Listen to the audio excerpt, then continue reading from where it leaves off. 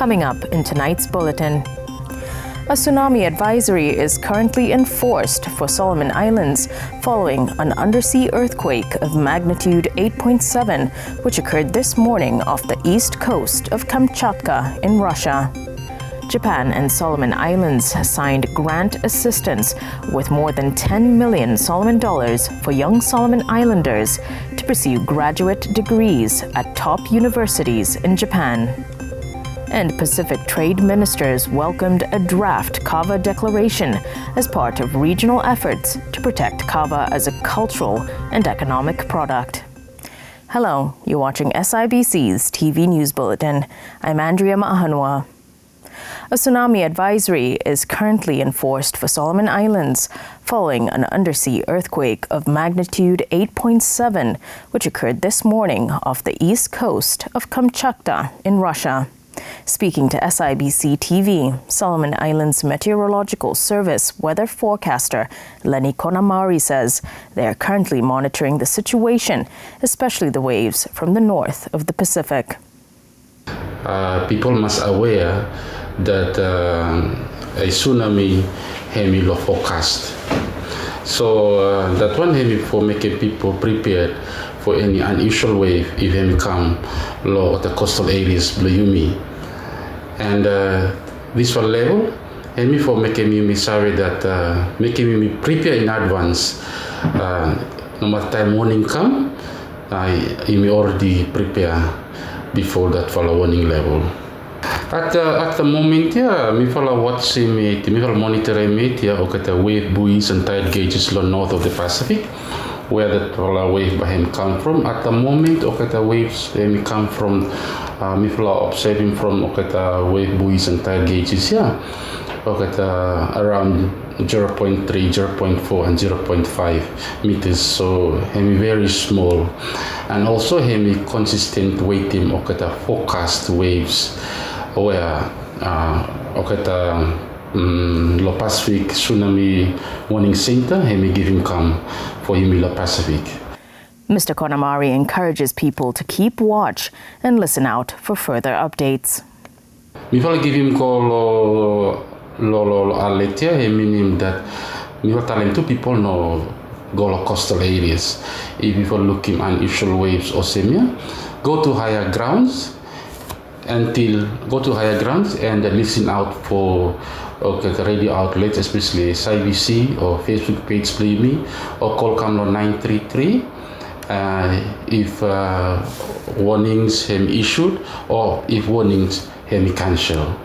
He adds their updates are based on advice from the Pacific Tsunami Warning Center and their observations.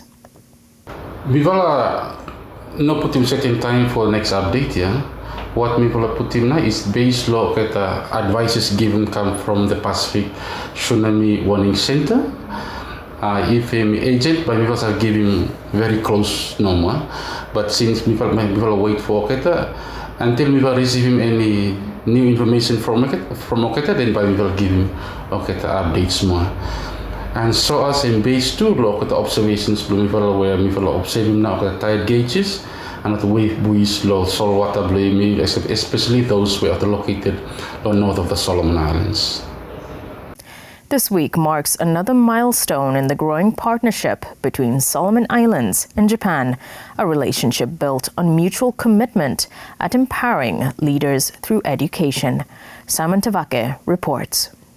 The national government, through the Ministry of Foreign Affairs and External Trade and the government of Japan, have signed an exchange of notes and grant agreement for the second batch of the Project for Human Resource Development Scholarship by Japanese Grant Aid JDS in Honiara yesterday.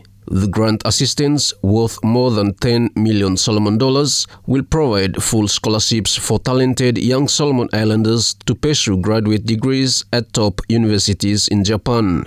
In his remarks, Japanese Ambassador to Solomon Islands, His Excellency Higuchi Keiichi, emphasized that the financial assistance reflects Japan's strong commitment to being a reliable development partner. The grant aid assistance for the second batch, provided under our bilateral aid program, has a total budget of 178 million Japanese yen, which is approximately 10,100,000 Solomon dollars. The Project for Human Resource Development, or JDS, is a vital initiative that supports human resource development by providing talented young leaders of Solomon Islands with full scholarship for graduate degrees in top Japanese universities. This is a powerful investment that Japan and Solomon Islands collectively make.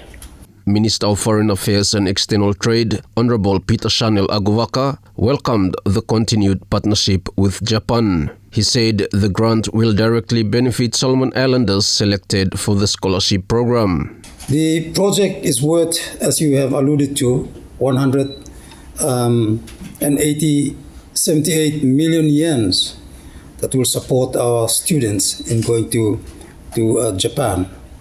I'm sure the students who will be recipients of these scholarships will benefit from the opportunity given to them to pursue their studies in Japan and use their time to learn in Japan, not only to learn the culture, but also the people of Japan. This is one of the people-to-people link, bringing together the people of Japan and Solomon Islands and mingling together. The first batch of recipients will depart for Japan tomorrow. Simon Tawake, SIBC TV. Pacific trade ministers welcomed a draft kava declaration as part of regional efforts to protect kava as a cultural and economic product. A technical working group is tasked with taking steps to ensure kava is patented as a product of cultural and traditional value for Pacific Island countries. Solomon Islands is one of 7 Pacific Island states currently producing and exporting kava on the market. Speaking to SIBC TV from Suva, Solomon Islands High Commissioner to Fiji, Joseph Ma'ahanwa, confirms the Minister for Trade, Peter Chanel Aguvaka, and officials participated during discussions at the recent Forum Trade Ministers meeting. The intention is to have a kava declaration where ministers or get the issue finished for subsequent to the meeting where it may take place. But looking at development of kava as a cultural commodity where economically through the value chain and production chain where I'm involved along kava production, we can be able to claim. Discussions even go to the extent of setting up work streams that could possibly help us to be able to trademark or patent kava as a Pacific product, but to not in any way inhibit value addition when it comes to kava products within the global market. He adds leaders also discussed the possibility of setting up a mechanism to ensure cultural commodities are patented. They discussed and heard updates of what may happen now log at Pacific quality infrastructure and standards. Discussions may go to the extent of considering the possibility of setting up a mechanism whereby some help in now region or have a patenting products like kava or any other cultural and traditional knowledge products, whereby you may like them for take them the copyrights plan. Japan and Solomon Islands have reaffirmed their enduring partnership with the signing of an exchange of notes and grant agreement under the Japanese Grant Aid for Human Resource Development Scholarship, JDS, marking another milestone in bilateral cooperation that dates back to 1978. Simon Tawake with the details. The enduring partnership between Japan and Solomon Islands continues to bear fruit, with the signing of an exchange of notes and grant agreement under the Project for Human Resource Development Scholarship by Japanese Grant Aid. The agreement signed yesterday in Honiara strengthens Japan's long-standing partnership with Solomon Islands dating back to 1978 through the Japan International Cooperation Agency, JICA. JICA's resident representative in Solomon Islands, Mr. Kawasaki Mitsuyoshi said more than 1,300 Solomon Islanders have participated in its short-term training programs since JICA began its operations in the country. Since commencement of JICA's cooperation to Solomon Islands in 1978, JICA has invited more than 1,300 Solomon Islanders to Japan for short-term training programs in various fields, so-called knowledge co-creation program. He further noted that a total of 20 government officials are expected to pursue master's degrees in fields such as public policy, public financial management, international relations, and climate change policy over the next 4 years. Second batch will follow based on today's agreement, exchange of notes, and grant agreement. During total 4 years, approximately 20 officials will get the opportunity to study in master courses in Japan in the field of public policy, public financial management, international relations, and climate change countermeasures and environmental policy. SIBC TV understands that since 2016, more than 20 Solomon Islanders have undertaken postgraduate studies, mainly at the master's and doctoral levels at Japanese universities through JICA's scholarship programs, including P-Leads, SDGs Global Leaders, and AgriNet. I'm Simon Tavake for SIBC TV. Allegations of bullying against local farmers by market resellers at Honiara's Central Market have sparked widespread public outrage in recent months, prompting calls for urgent government intervention. Sharon Anau reports. In recent months, residents of Honiara have taken to social media to highlight incidents of bullying of local farmers allegedly carried out by resellers at the Central Market. The situation has sparked public outrage, with many calling on authorities to take action over the unfair treatment and the rising cost of vegetables.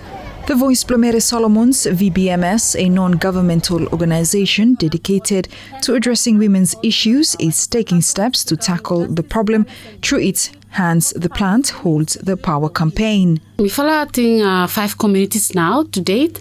So some of the findings where we follow listen and hear them and during this community visits is this bullying and harassment happen. And it's not good, yeah. So basically, him affecting what women blame me. So a lot of bullying around him, swearing. A lot of farmers blame me. Pay low price where farmers no put them. It was a forced price. And bullying motalo spaces. Yeah? So space him no available for keta. If him available, then they get chased away from that space. Consultation with local communities have revealed numerous challenges the issue has created for women and their families. A lot of issues now have come out. So one is around, there's a lot of different crops that were produced by different farmers. So for example, some farmers engage in labor, tractor. So a lot of expense leading to the harvesting of the crop. Yeah? So tamota kamlo market and it was a forced price, so have no price ota putum oketa no taken back na the money spent. Yeah? Also there are other needs too where farmer hem gareme, so coming to the market with their products once a month no maya. So once a month no they earn the money. So it was for school fee, any other needs where the need family blocketa or home. So if the price, immunopelo price where the putum, but are not able to for meeting what needs blotter because there are other things we need for meeting too. Most of the heavy loading work was done by partners. Yeah? Partner blotter husband, daddy lo house. So time mommy him come market and not take him go buy good money. Daddy buy cross too because hard work him no look him any big sale and come out and it leads to gender-based violence. So a lot lot of issues coming out from just this issue, no matter what happening. The VBMS is now collaborating with authorities and key stakeholders to formulate solutions to address the issue. With their two councils, Honiara Council of Women and Guadalcanal Provincial Council, and Young Women in Parliament group. And then there's a task force formed inside the Prime Minister's office. In that task force, we've got the Honiara City Council with its various departments. Then we got a Ministry of Home Affairs, the Prime Minister's office, and Voice Plomere to him inside. So this task force is just looking at this issue and trying to address it. So Voice Plomere, we understand both local farmers and resellers are all women, and we want to empower all women. So we've got the Honiara Council of Women, which is now will be working with resellers to try and look at other alternative and options and solutions to Lohana Bemisave addressing him, while the team is also working with local women farmers for Yumisave look at the both sides of the coin. For SIBC TV, I'm Sharon Nanau. And now the latest in sports with Crofton Utukana. Gupo FC held its soft launch this morning at the Outback Holiday Resort in Honiara, marking the club's official introduction to the local football scene. Club President Mrs. Woni Kapinato, also known for her role as owner and manager of Hekari United of Papua New Guinea, said it is time for her to return and contribute to the development of football in Solomon Islands, particularly for the people of Renol and Bellona province. Me involved heavily in football of Papua New Guinea for so many years. Being a proud Solomon Islander and a Renbell person, me feel also it is time me have to come back, help my country in football, and especially to drive my people. Hopefully, me sabi ibi loving rugby to us, but another code can be added on to the flavor and the quality, the strength, and the unique part of you as a sport person into football. Lo me, him big joy for me. Me like for you fella lo Renbell, and I'm so thankful that the Premier is here to understand that football him family sports and bringing me together. Might be all of us got different knowledge and understanding what is football. I've been managing Hikari 22 years, being a president of NCD Football Association for 13 years, and drive below me with many generations to come. My greatest fear is the social issue in Papua New Guinea, and I believe it's affecting Solomon Islands also. May believe him affecting province below me too. So what can I do? Because football is a discipline code, and I know my drive. I'm a very hard disciplined person. Me not so tolerating undisciplined people. Drive below me like for looking good players, good citizens. As part of the launch, Mrs. Nato handed over training kits and official uniforms to the players. Meanwhile, Gupo FC is expected to announce its final squad soon ahead of the second round of the AS League, which is set to kick off in Honiara. Crofton Utukana, SIBC TV. And that's news. Follow us on sibconline.com.sb and our SIBC News Facebook page for more of our latest stories. Thanks for watching.